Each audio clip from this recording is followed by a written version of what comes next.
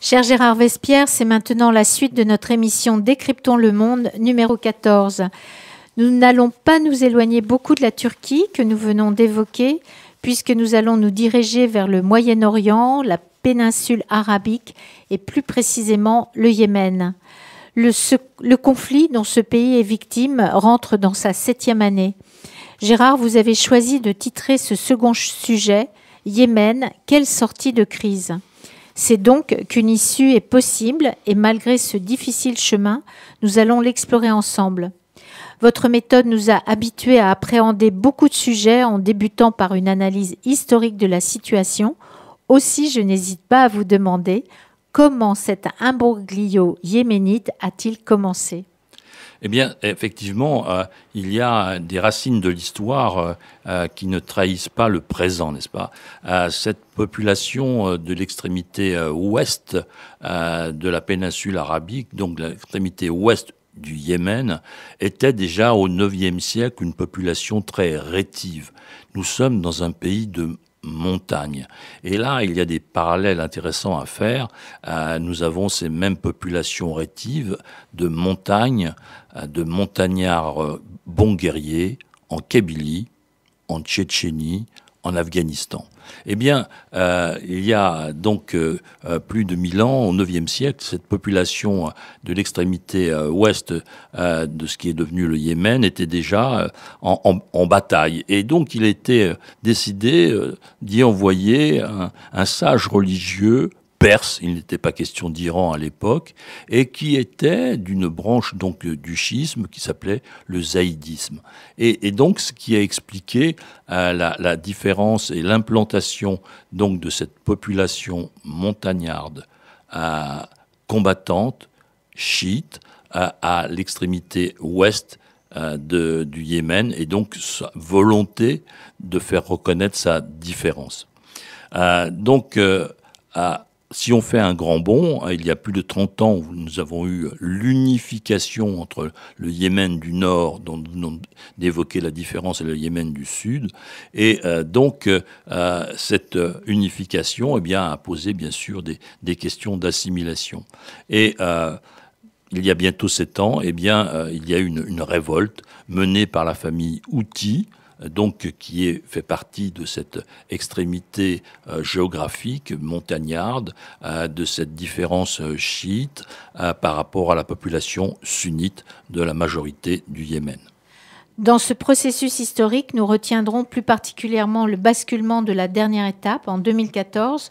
Pourquoi, selon vous, cette révolte a-t-elle éclaté et comment la famille Houthi y a-t-elle été spécialement impliquée ? Pour ne pas dire comment a-t-elle été mise en place son leadership ?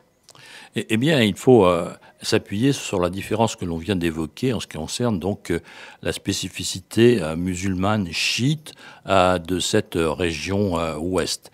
Et donc la famille Houthi, une des familles importantes de cette région, a été appelée par Téhéran à se rendre et à vivre en Iran après donc la révolution. Au cours des années 80, la famille Houthi a été appelée à vivre en Iran. Et donc une dizaine d'années plus tard, on lui a proposé de revenir sur ces terres. Et donc, on voit de fil en aiguille ce qu'il a pu advenir. Dans une étape intermédiaire, en 92, donc 1992, Hussein al-Houthi a créé le Forum des croyants qui allait donner donc une ossature à la différence politique qu'il souhaitait mettre en place avec deux branches, une pacifique et puis une un peu plus radicale.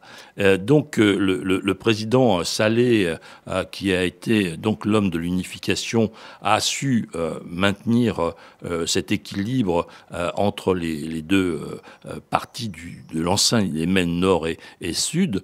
Et donc, avec l'élection du président Hadi en 2012, la minorité zaïdite, donc on appelle Houthi improprement, parce que bon, c'est pas le nom d'une tribu, c'est pas le nom d'une population, mais simplement d'une famille, comme on le précisait. Donc, c'est de trouver cette population infiniment représentée. Et donc souhaitait plus ou moins revenir à une situation antérieure, reconnaissant ces différences. Donc cette prise du pouvoir en fin 2014 s'explique par cette volonté donc de différenciation de la minorité chiite par rapport à la majorité sunnite, avec bien sûr tout le volet politique et économique qui va avec. Et cette opération de prise de pouvoir a été menée avec, je dirais, l'accord, avec la participation, avec la contribution de l'ancien président Saleh. Et cependant, malgré la prise de la capitale et tous les leviers du pouvoir, les combats depuis 7 ans continuent toujours. Quelles en sont les véritables raisons ?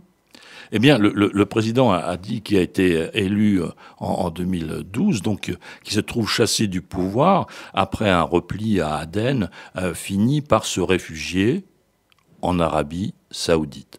Et donc, voilà, on est là devant une situation qu'il faut vraiment avoir présente à l'esprit, parce que on est loin des explications couramment données pour l'intervention, pour justifier l'intervention, pour critiquer l'intervention saoudienne. Il ne s'agit pas pour l'Arabie Saoudite de conquérir le Yémen. Il ne s'agit pas d'avoir un renversement de quoi que ce soit. Il s'agit de faire revenir l'ancien président Hadi au pouvoir, qui a été élu en 2012, chassé du pouvoir et qui est réfugié en Arabie Saoudite. Donc voilà, si vous voulez, l'architecture de base de l'intervention saoudienne. Et deuxièmement, il s'agit effectivement pour l'Arabie Saoudite d'éviter d'avoir sur son flanc sud une minorité chiite qui s'impose à une majorité sunnite. Donc là, il y a un contenu effectivement, je dirais, religieux et politique. Et c'est grâce donc à une alliance avec les Émirats arabes unis et une participation importante de milices venant du Soudan pour combattre au sol que l'Arabie saoudite donc est intervenue par des bombardements aériens sur effectivement les forces Houthis pour aider les éléments de l'armée régulière à rester fidèles au président Hadi. Et au cours de même cette année, y a-t-il eu des événements marquants qui auraient pu changer le cours de ce conflit ? Oui, et très exactement 3. Premièrement, on a évoqué donc le président Saleh, qui s'était ancien président, qui s'est rallié aux Houthis, et au bout de 3 ans, donc 2017, 2014 et 3 ans 2017, il fait le bilan, il convoque la presse et il dit, voilà, nous ne progressons pas, nous n'avançons pas après 3 ans de combats sanglants, donc il est temps de négocier avec l'Arabie Saoudite. Et ça, c'était le 3 décembre 2017. Eh bien, que s'est-il passé le 4 décembre ? Les Houthis sont venus à son domicile et l'ont abattu. Voyez-vous, donc là, on trouve la vision stratégique radicale du groupement Houthi, qui n'est pas question de cesser les combats. Il faut aller jusqu'au bout, et c'est ce qui explique les grandes difficultés de la situation actuelle. Et il faut tirer un coup de chapeau, il faut donner un coup de chapeau à Martin Griffiths, qui est l'envoyé spécial de l'ONU dans cet imbroglio yéménite. Donc la stratégie Houthi, c'est vraiment important de le mettre en avant et de profiter de la position politique, de sa prise de pouvoir dans la capitale à Sanaa, et donc de faire durer, bien sûr encouragé par son parrain iranien. Donc d'où les refus d'échange de prisonniers, de réouvrir l'aéroport, des malversations qui n'ont pas été suffisamment communiquées sur l'aide humanitaire qui a été à un moment suspendue par la commission de l'ONU et qui a modifié la logistique pour éviter que les Houthis pillent les aides qui étaient apportées à la population. La population yéménite tout entière, c'est-à-dire plus de 20 millions de personnes, vivent dans une pénurie alimentaire et sanitaire depuis bientôt 7 ans. Face à cette situation qui semble bloquée, y aurait-il, selon vous, des faits nouveaux qui seraient susceptibles de débloquer cette situation ? Eh bien, face à cette situation en général de pénurie, d'ailleurs qui laisse les Houthis, qu'on vient de le dire, indifférents, car leur but n'est nullement le niveau de vie de la population, à l'image d'ailleurs des choix de la République islamique d'Iran, le politique prime sur le social, eh bien, il faut saluer l'implication des ONG et plus particulièrement dans le domaine sanitaire de Médecins sans frontières.